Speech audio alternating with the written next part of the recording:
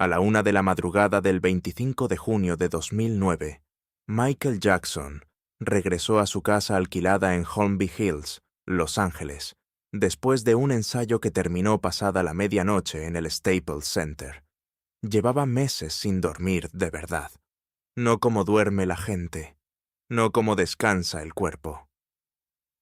Entró a su habitación, se acostó y le dijo a su médico personal las mismas palabras que había repetido durante semanas.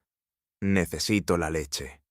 Así llamaba al Propofol, un anestésico quirúrgico diseñado para salas de operaciones, para pacientes intubados, para entornos con monitores cardíacos y equipos de emergencia, no para la recámara de una mansión alquilada. 2 horas después, Michael Jackson estaba muerto.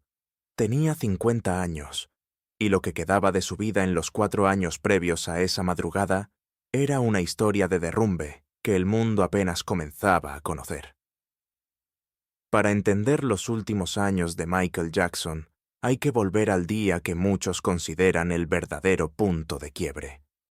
El 13 de junio de 2005, después de 144 días de juicio, 16 días de deliberación y 10 cargos de abuso sexual infantil presentados por la Fiscalía del Condado de Santa Bárbara, el jurado pronunció su veredicto. No culpable en todos los cargos.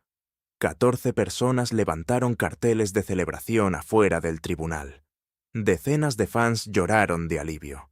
Y Michael Jackson, vestido de blanco, subió a una camioneta y desapareció. Lo que nadie vio fue a un hombre que salió de ese tribunal completamente roto, legalmente libre, emocionalmente destruido. Quienes estuvieron cerca de él en esos días describieron a alguien que había adelgazado de manera alarmante durante el juicio, que aparecía en el tribunal con la cara demacrada, que usaba pijama bajo los trajes, un Harvard Medical School sleep expert que testificó más tarde en los procedimientos legales relacionados con su muerte, señaló que Jackson ya mostraba signos de privación severa de sueño desde ese periodo. El propio Jackson le dijo a personas de su círculo que no podía cerrar los ojos sin ver el rostro de Gavin Arvizo, el niño cuya familia lo había acusado. Una persona de su entorno íntimo reveló después que Jackson murmuró en privado: «Dios me perdone, pero odio a ese chico. Lo odio tanto». No era una declaración de monstruo, era la declaración de un ser humano al límite. 16 días después del veredicto, Michael Jackson subió a un avión privado con sus 3 hijos, Prince de 8 años, Paris de 7 y Blanket de 3, y aterrizó en Bahrein. No tenía un plan concreto, solo tenía una necesidad: desaparecer. El puente hacia Bahrein lo tendió su hermano Jermaine, quien había convertido al Islam años atrás durante una visita a la isla y mantenía relación con el jeque Abdullah bin Hamad al-Khalifa, hijo del rey. El jeque era fanático de Jackson y tenía ambiciones musicales propias. La oferta que le hizo fue simple: te doy un palacio, seguridad, privacidad y un estudio de grabación. Solo tienes que quedarte y trabajar conmigo. Jackson aceptó, y durante 11 meses vivió en Bahrein con una cotidianidad que resultaría extraña para cualquier ser humano, pero que para él representaba algo que nunca había tenido: anonimato funcional. Reservaba restaurantes enteros para cenar solo con sus hijos. Visitaba centros comerciales en las noches cuando nadie podía verlo. Comenzó terapia psicológica por primera vez en su vida, algo que nunca había hecho a pesar de décadas de trauma documentado. Según personas de su entorno citadas por el biógrafo J. Randy Taraborrelli, Jackson sufría pesadillas recurrentes y mostraba signos que quienes lo rodeaban describían como estrés postraumático severo. Bahrein lo recibió como a un refugiado de la fama. Y por un momento breve pareció que podría funcionar. No funcionó. La relación con el jeque se fue deteriorando. Jackson grabó material musical, incluyendo una canción benéfica para las víctimas del huracán Katrina en 2005, pero los planes para un álbum colaborativo nunca cuajaron. En mayo de 2006, Jackson abandonó Bahrein.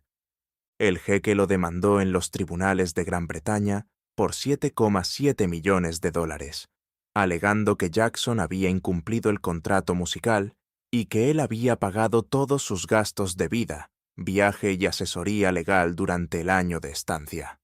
Eventualmente llegaron a un acuerdo confidencial. Pero la imagen era brutal. El hombre que había sido el ser humano más famoso de la Tierra, huyendo de un país de la mano de una demanda civil presentada por alguien que decía haberlo ayudado. De Bahrein, Jackson se movió a Irlanda durante varios meses. Vivió en una mansión en el condado de Westmeath, lejos de todo y de todos. Luego, a finales de 2006, volvió en silencio a los Estados Unidos. Aterrizó en Las Vegas. Y según Bill Whitfield y Jevon Beard, los dos guardaespaldas que lo protegieron durante sus últimos 2 años y que publicaron sus memorias bajo el título Remember the Time, Protecting Michael Jackson in His Final Days, cuando bajó del avión privado en Las Vegas, lo acompañaban únicamente sus 3 hijos y la niñera. No había equipo, no había manager, no había entorno. Solo un hombre de 48 años con $500 millones en deuda y 3 niños pequeños, buscando un lugar donde vivir. Las deudas de Jackson en ese período eran de una magnitud que resulta difícil de visualizar. Debía dinero a bancos, a prestamistas privados, al fisco. Neverland Ranch, la propiedad de más de 2.700 hectáreas en Santa Bárbara, que había construido con un zoológico, una montaña rusa, una sala de cine privada y un parque de atracciones completo, estaba hipotecada. En 2008 estuvo a punto de ser embargada por Fortress Investment Group, un fondo de inversión de Nueva York que había prestado a Jackson más de $300 millones, usando como garantía su catálogo musical y las canciones de los Beatles. Jackson negoció en el último momento para evitar la subasta, pero el margen era cada vez más delgado, y la presión económica que enfrentaba no era abstracta, era diaria, era concreta y afectaba directamente cada decisión que tomaba. En Las Vegas, vivió durante casi 2 años en casas alquiladas, moviéndose con una discreción que resultaba imposible de mantener, dado el nivel de fama que cargaba. Whitfield y Beard describieron en su libro momentos que definen la textura de esos años. Jackson, que quería ir a una tienda de disfraces en Halloween y no podía salir sin que la calle se paralizara. Jackson, que compraba comida de restaurantes chinos en envases anónimos, porque no quería que nadie supiera que él vivía en esa dirección. Jackson, que pasaba horas jugando con sus hijos en el garaje de la casa, porque era el único espacio donde podía existir sin ser observado. Era el hombre más reconocible del planeta, viviendo como alguien que necesita esconderse. Y esa contradicción lo estaba consumiendo. Fue en ese contexto que AEG Live, la compañía promotora de conciertos, llegó con una propuesta en 2009. 50 shows en el O2 Arena de Londres, el regreso más esperado de la historia del pop. Un contrato que podría resolver sus problemas financieros de un golpe. Jackson firmó y anunció los conciertos con el nombre This Is It ante miles de fans en Londres en marzo de 2009, con una energía que el mundo leyó como resurrección. Lo que nadie vio fue la conversación que tuvo lugar detrás de los escenarios. Jackson diciéndole a personas cercanas que 50 shows eran demasiados, que él quería 10, que no se sentía listo, que su cuerpo no estaba donde necesitaba estar. Los ensayos en el Staples Center revelaron algo que los videos de preparación, publicados después de su muerte como documental bajo el mismo título This Is It, muestran con una ambigüedad perfecta. En las imágenes, Jackson parece a veces imponente, dueño de cada movimiento, capaz de comunicar con una mirada lo que otros artistas necesitan 30 segundos de coreografía para expresar. Pero quienes estuvieron en esos ensayos describieron también a un hombre que a veces temblaba entre escenas, que pedía pausas, que se veía físicamente agotado a mitad de rutinas que cualquier bailarín de su compañía completaba sin parar. El director de los shows, Kenny Ortega, envió un correo electrónico a los ejecutivos de AEG Live en junio de 2009, expresando su preocupación por el estado de Jackson. La respuesta de la compañía fue seguir adelante. Detrás de toda esa imagen pública de regreso, el cuerpo de Michael Jackson estaba en guerra consigo mismo. El insomnio que había padecido durante décadas había llegado a un punto en el que los médicos que testificaron después en el juicio describieron como único en la historia médica documentada. Charles Czeisler, experto en sueño de la Facultad de Medicina de Harvard, presentó ante el tribunal una conclusión que resultó difícil de procesar. Michael Jackson pudo haber sido el único ser humano en la historia en pasar 2 meses completos sin experimentar sueño.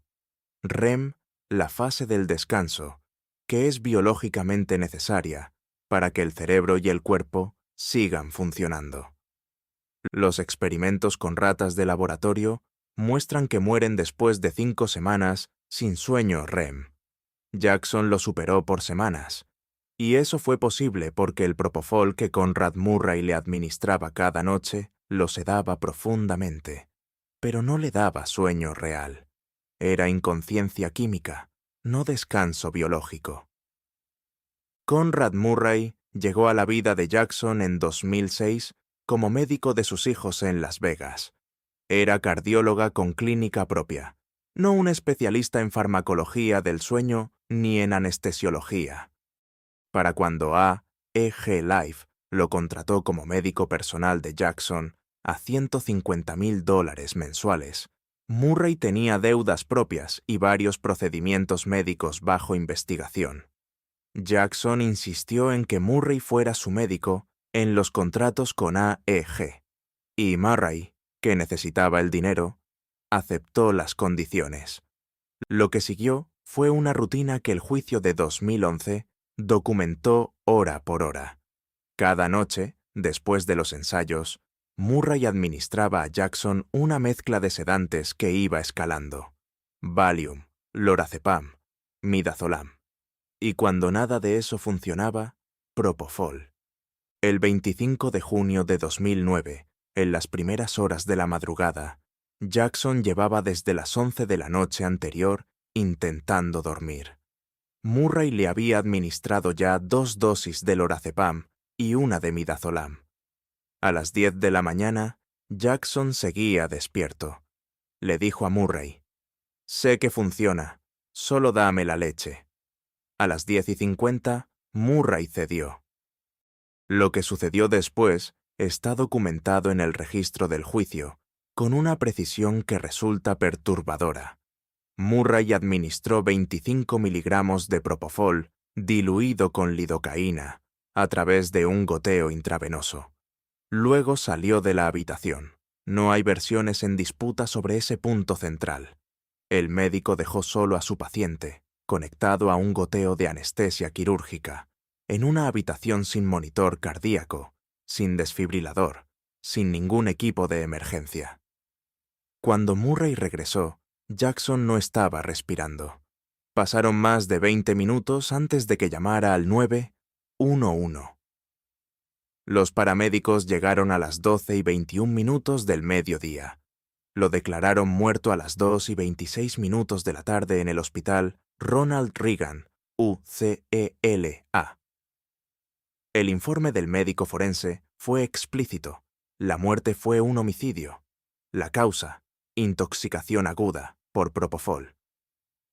En noviembre de 2011, Conrad Murray fue declarado culpable de homicidio involuntario. La sentencia fue de 4 años de prisión. Cumplió 2. Cuando salió en libertad en 2013, siguió sosteniendo que Jackson era en parte responsable de su propia muerte. que él solo había intentado ayudar a un amigo. Ningún argumento legal cambió el resultado. El hombre que murió en esa habitación era el mismo que a los 11 años hacía llorar a los adultos con su voz. El mismo que inventó el moonwalk en directo ante un mundo que no lo olvidó. El mismo que vendió 66 millones de copias de un solo álbum.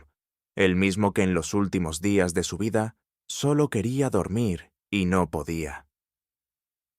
Hay una escena que quienes estuvieron en los ensayos de Lo2 describieron muchos años después. Fue la noche del 24 de junio de 2009, la última noche de ensayo, el mismo día que precede a su muerte por horas.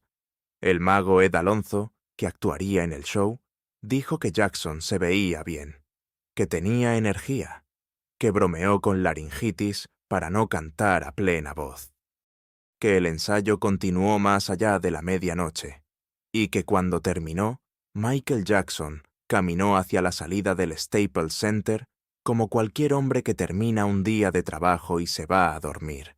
Nadie supo que era la última vez. Eso es quizás lo más difícil de sostener, que la vida no avisa.